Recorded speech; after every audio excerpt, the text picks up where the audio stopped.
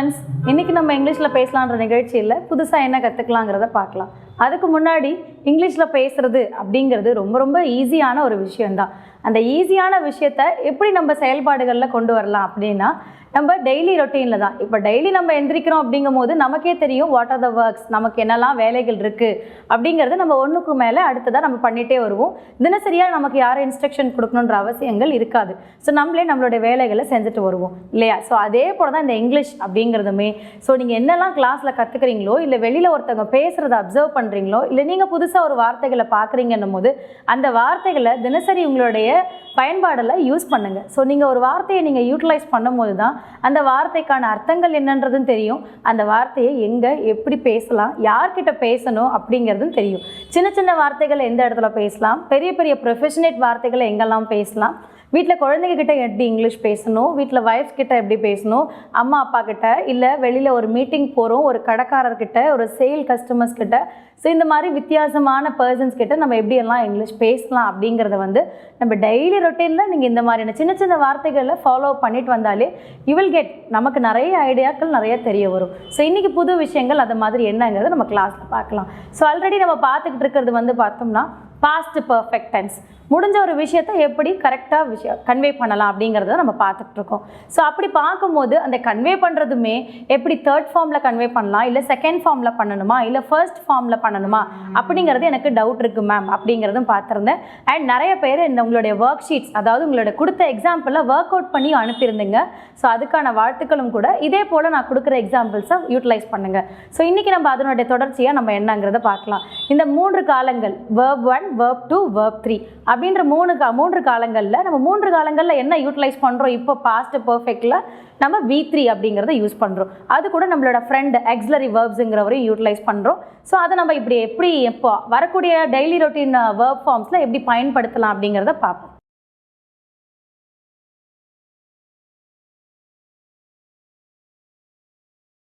So நம்ம பார்த்துக்கிட்டு இருக்கிறது பாஸ்ட் பர்ஃபெக்ட் டென்ஸ். இதில் நமக்கு என்னென்னா நம்ம டெய்லி ரொட்டீன் வேர்ட்ஸ் தான் நம்ம பார்த்துட்டு இருக்கோம் இல்லையா? ஸோ இன்றைக்கி நான் உங்களுக்காக டெய்லி ரொட்டீன் வேர்ட்ஸ் எடுத்துகிட்டு வந்திருக்கேன். அதுலேருந்து நம்ம இப்போ எப்படி ஃப்ரேம் பண்ணலாங்கிறத தெரிஞ்சுக்கலாம். ஸோ டெய்லி ரொட்டீன் வேர்ப்ஸில் V1, V2, V3. ஸோ இதில் பார்த்தீங்கன்னா சால்வ், சால்வ்டு,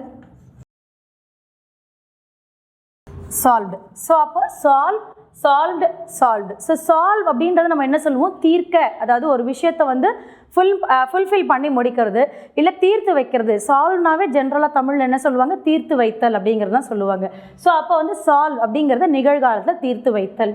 ஸோ இதுவே V2 and V3 எடுக்கணும், தீர்த்து வைக்கப்பட்டது இல்லை தீர்த்து வைக்கப்பட்டுள்ளன, அந்த விஷயத்தை சால்வ் பண்ணி முடிச்சுட்டாங்க அப்படிங்கிறதையும் சொல்லலாம், இல்லை சால்வ் பண்ணிட்டாங்க அப்படிங்கிற மாதிரியும் சொல்லலாம். ஸோ அதை எப்படி நம்ம இங்கே பாஸ்ட் பர்ஃபெக்டில் கொண்டு வரலாங்கிறத பார்க்கலாம். ஸோ அதை கொண்டு வரதுக்கு நமக்கு யார் வேணும்? நமக்கு ஃபஸ்ட்டு நம்மளுடைய சப்ஜெக்ட்ஸ் வேணும். ஸோ சப்ஜெக்ட்ஸ் எடுக்கிறோம். சப்ஜெக்டில் யாரெல்லாம் எடுக்கிறோம்? I, we, you, they, he, she. So இவங்க எல்லாரையுமே சப்ஜெக்ட்ஸில் எடுக்கிறோம். இவங்க மட்டும் இல்லாமல் நம்ம யாரும் கூட எடுத்துக்கலாங்கிறாங்க நேம்ஸ், அதாவது பர்சன்ஸ். ஸோ நேம்ஸில் உங்களுக்கு யாரெல்லாம் பிடிக்குமோ அவங்களையுமே எடுத்துக்கலாம். எரிக், பால், ஜான். ஸோ இந்த மாதிரியான names either he or she utilize பண்ணுற நேம்ஸும் நீங்கள் சப்ஜெக்ட்ஸில் நம்ம கன்சிடர் எடுத்துக்கலாம்.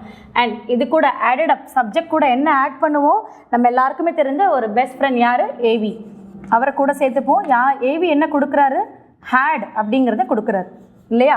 ஸோ இப்போ ஹேடுங்கிறது கூட நம்ம என்ன ஆட் பண்ணுறோம்? என்ன ஃபார்ம் ஆஃப் வேர்ப்ஸ் வரும் அப்படிங்கிறத சொல்கிறோம். ஸோ இப்போ என்ன ஃபார்ம் ஆஃப் வேர்ப்ஸ் அப்படின்னா, நீங்கள் சால்வ் அப்படிங்கிறது சொல்லணுன்னா நம்ம எங்கே சொல்லுவோம்? நிகழ்காலத்தில் ப்ரெசன்ட் வாட் இஸ் ஹேப்பனிங், இப்போ என்ன நடந்துக்கிட்டு இருக்குன்ற இடத்துல இதை சொல்லும் போது நம்ம யாரை எடுத்துக்க மாட்டோம்? ஹேடுங்கிறவர் எடுத்துக்க மாட்டோம். ஏன்னா நம்மளோட டென்ஸை என்ன? பாஸ்ட் பர்ஃபெக்ட், முடிஞ்சதை பர்ஃபெக்டாக கன்வே பண்ணுறது. அப்படி எடுக்கும் போது நம்ம என்ன பண்ணுவோம்? ஹேடுங்கிறத எடுப்போம். அவங்களோட அப்போ யாரை மேம் சேர்ப்போம்? V2, V3. இவங்க 2 பேருக்குமே சால்வ்டு தான் இருக்காங்க. அப்போ ரெண்டுமே ஈடி தானே. அப்போ 2ல் எது நம்ம இதுக்கு தான் வரும்ன்றதை சொல்கிறதுன்னா V3, அதாவது பாஸ்ட் பார்ட்டிசிபிள். அவங்கள ஹேட் கூட ஆடப் பண்ணுறோம். எதுக்காக ஆட் பண்ணுறோம் அப்படின்னா, முடிஞ்சதை கரெக்டாக நான் சொல்ல போகிறேன், அதுக்காக தான் நான் ஆட் பண்ணுறேன். இதுவே நான் V2வையும் என்ன பண்ணலாம்னா, நான் என்ன பண்ணலாம்? இதையும் எடுத்து பண்ணலாம், எழுதலாம். ஆனால் எப்போ அப்படின்னா உங்களுக்கு இந்த ஆக்ஸிலரி வெர்ப் தேவை இருக்காது, அதாவது பர்ஃபெக்ட்டுங்கிற விஷயம் தேவை இருக்காது. டைரெக்டாக பாஸ்ட் டென்ஸுங்கும் போது நீங்கள் என்ன பண்ணலாம், ஐ சால்வ்டு இல்லை தே சால்வ்டு ஹீ சால்வ்டு அப்படிங்கிறத டைரெக்டாக நம்ம என்ன பண்ணலாம், கன்வே பண்ணலாம். பட் இங்கே பர்ஃபெக்ட் வரும்போது ஆக்ஸிலரி வெர்ப் ஹேடுங்கிறத எடுப்போம். ஸோ அவங்க கூட யாரை ஆட் பண்ண போகிறோம், பிபி, அதாவது past participle. So past participle இங்கே யார் நமக்கு, பாஸ்ட் பார்ட்டிசிபிள் தான் V3 இல்லையா. ஸோ அப்போ சால்வ்டு.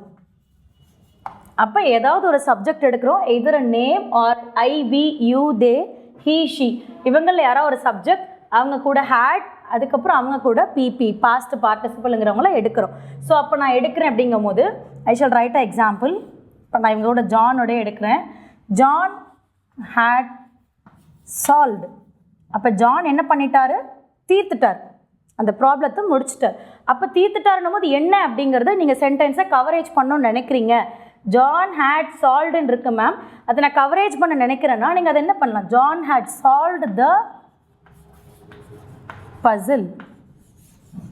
அப்போ ஜான் என்ன பண்ணியிருக்காரு, ஜான் தீர்க்கப்பட்டிருக்காரு. எதை தீர்க்கப்பட்டிருக்காரு, புதிர்களை வந்து அவர் கண்டுபிடிச்சிருக்காரு. அப்போ ஜான் சால்வ்டு த பசில். ஜான் வந்து பசில்ஸ், பசில்ஸுங்கிறது நமக்கு என்ன வருது, புதிர் அப்படிங்கிறது வருது. அப்போ சால்வ்டுங்கிறது வந்து தீர்க்கப்பட்டது.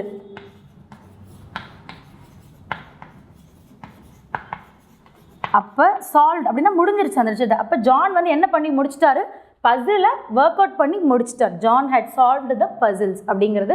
ஸோ இதே நீங்கள் என்ன பண்ணலாம், இந்த சால்வ்ன்றதை யூட்டிலைஸ் பண்ணி நீங்கள் இன்னும் நிறைய விதமான சென்டென்சஸ் ஃப்ரேம் பண்ணலாம். இந்த நிறைய விதமான சென்டென்சஸை அடுத்த கிளாஸில் உங்களுக்கு நான் கிளாரிஃபை பண்ணுறேன். தேங்க்யூ.